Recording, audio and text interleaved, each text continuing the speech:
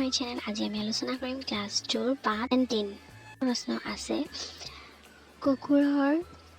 কুকুৰটোৰ মুখত কি আছিল? উত্তৰ কুকুৰটোৰ মুখত মঙহ আছিল। কুকুৰৰ বৈৰী কোন? বৈৰী মানে হৈছে শত্ৰু। কুকুৰৰ বৈৰী কুকুৰ সদায়।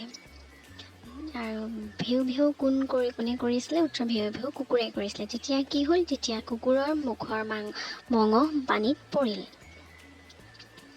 ইয়াৰ পিছৰ প্ৰশ্ন, কবিতাটোৰ পৰা কি শিকিলা? উত্তৰ লোভ কৰিব নালাগে। লোভ কৰিলে নিজৰ ক্ষতি হয়। ইয়াৰ পিছৰ প্ৰশ্ন, খালী ঠাই পূৰণ কৰা। মই পাঠৰ মতে ইয়াত ছাইডত লিখি দিছোঁ, তোমালোকে চাই লিখিব পাৰিবা। পিছৰ প্ৰশ্ন, মিল থকা শব্দ। গাৰ, পাৰ, জানে, মানে, সাৰ, তাৰ, নাপায়, পায়।